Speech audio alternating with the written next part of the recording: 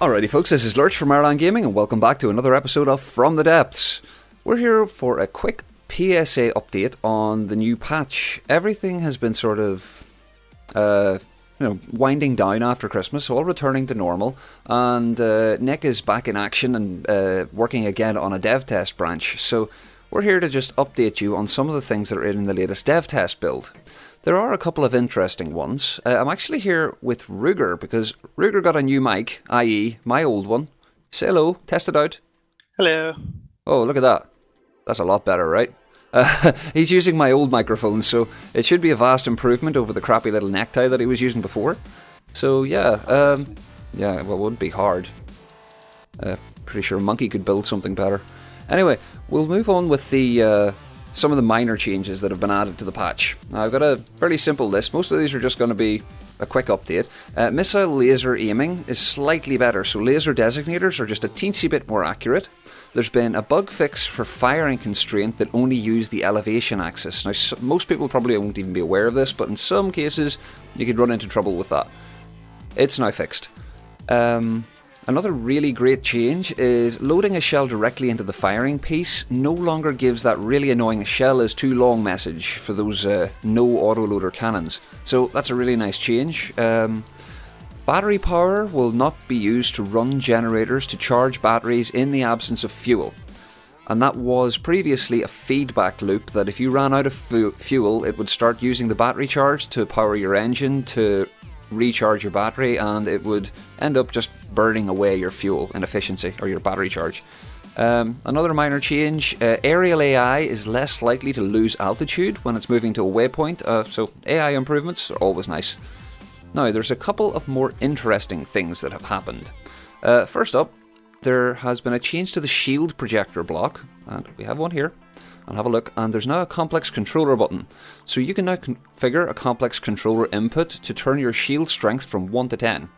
I'm not sure if there's any way to do like an incremental value on this, but yeah, it can be handy. So we'll pop into the chair here, and I have this configured to I, and we'll press I, and we're at shield strength 10. I'm going to press K now, we're at shield strength 1. I, 10. Hooray! So yeah, that's a nice wee change. It just gives you a little bit more control over your shields. Next, we have a lovely new jet model. This is just completely replacing the old one, and it's got an interesting little change in that the drag factor on it is set to 0.05.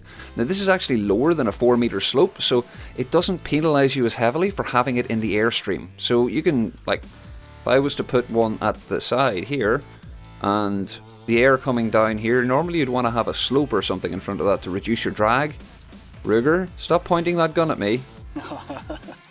Thank you. Don't point it unless you plan to use it. Oh shit, I shouldn't have said that. Yeah, so yeah, you won't get penalised as heavily. So that's a nice change. The new model's pretty cool. It takes paint very well too. I'm not sure if it's a finalised model yet, but we'll see in the near future. This is still Devtest after all. Next, what are you doing? Get off! There has been a change to how explosions work in the way that they apply their damage to blocks. Now, Nick has done a cool little diagram showing it up, and I'll pop it up on the screen now and explain it quickly. The hemispheres, like the semicircles that are shown, show where the damage is traversing to. It can't travel in diagonals, and if it's within that cone, it'll pass on to the next block. The little spiky bits are showing where the block is being damaged, and yeah, that's pretty much it. The grey blocks are blocks, and that sort of shows how the damage is now being applied to the HE blocks. So it's slightly better than previously. HE is going to take a slight damage downgrade because of this, but it will reduce turret pop a little bit. It'll stop some damage going straight through to the other side of like flat walls and stuff like that, so it'll generally improve the damage model and make it a little bit more realistic, really. Now, next, and this is kind of a really interesting one, and it is Ruger's reason for building all of these bloody turrets. And we're going to go through all of these next as well. We find an interesting bug as well. But we're going to show that off soon. Now, turrets, whenever they turn, their turning speed is based on how much mass is on the turret. So we'll grab a hold of this, and you can see it's an awful lot faster than it used to be. And you see Ruger there has the CIWS, and look at how fast it's able to track around. Do you want to go over and grab the missile launcher there, and you show that too? This one's nippy. Look at that, it's like instantly tracking on to where he is aiming. And if we come over here to this big stompy guy, now this is a huge cannon, and look at how fast it turns. It is very, very slow in comparison. So big heavy turrets now turn slowly, and long barrels also elevate and drop a lot slower as well. You can see it's not instant snapping like it used to be. So yeah, whenever you're using big long barrels, you have to take that into account. I think it's a really nice change, to be honest. It makes these big cannons sort of ponderous and lumbering and turning with the speed of a glacier, and then, well, unleashing their payload and blowing you to Kingdom Come. It's very, very fun. And I prefer it, definitely. Hopefully it will stop people building mile-long barrels and things. Oh, yeah, and having, 40 gunpowder going in those stupid needle shells. But now with that change as well, and the low-mass turrets being much, much faster, we can revisit the CIWS, and this is exactly the same, with a couple of minor tweaks in how it's put together, of the CIWS cannon that Ruger made before, and that was the Squirrel Killer. With the recent change to the gunpowder scaling, it got hurt a little bit. It really wasn't that effective anymore. Now it's effective again. So yeah. So do you want to run through these turrets, Ruger, and we'll talk about them in whatever order you see fit? Yeah, let's go to the Flacker over here. Woohoo! Yeah, so the reason I'd never really built many no-loader ones before was because I really hated that too long for clip span. But now it's kind of annoying.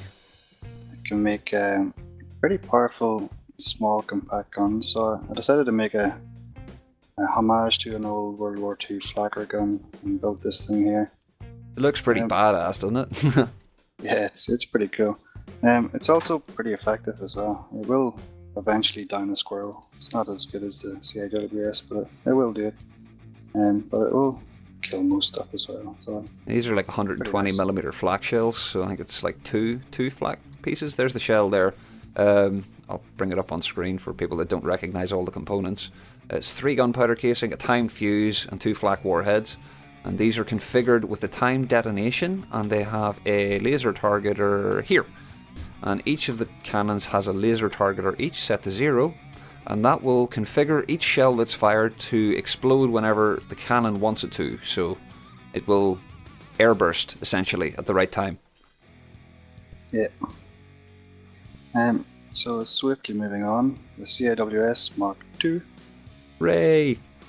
So yeah, it was hurt by the gunpowder patch, and it didn't become well, it lost a bit of its effectiveness, but it's kind of gained it back in another way now with the advanced tracking stuff that you can get from fast turrets. So yeah, notice there's not even a mantlet on this anymore. We can skimp that completely. Mantlets are actually really, really expensive compared to other components on the gun. Like even the very basic 1 meter mantlet is 1,000 resource points, and going for something like an AA mantlet is like, what is it, 6,000? Yeah, it's huge. Really, really expensive. So being able to use these 2-axis turrets with these small, really small, compact weapons, you can get a lot more maneuverability out of your cannon with the new patch, and make them a lot more effective at getting onto their target and staying there. So yeah, that's basically it on the CIWS. We've said a lot about this in the past. It was always a really effective gun before the gunpowder change, and now it's pretty effective still again now. I think, what it does now is because the new Squirrel has a shield, and it used to have like problems shooting it when it was coming at it, but now it can track, spin around really quick. It'll shoot the squirrel in the bum and kill it. Yeah, so it has an opportunity now to shoot the thrusters off when it passes over. Yeah, that makes it a lot more. It will break the shield before it flies over as well. Yeah, well, I suppose that's the benefit. At least we have armor-piercing shells. They're not really powerful, like 53mm, but they do have like 20 AP, don't they? 34. 34. Well, that's going to get through a shield fairly well anyway. Do you want to move on to the next one then? Yeah, this is the APN bug. Yeah, I discovered this earlier. I posted this as a bug report on the forums, and RA2 Lover actually posted a reply on why it happens. It's very interesting. There's a little bit of a bug in the missile math that whenever, under certain circumstances with the APN, the missile or the fin acceleration from the APN gets higher than the drag value, and it allows the APNs to accelerate. And in this particular case, these little 3-block missiles can actually fly up to a point. It's pretty buggy. It's pretty strange, but seeing them take off to a target going at a flat trajectory and then aiming upwards, is really funny.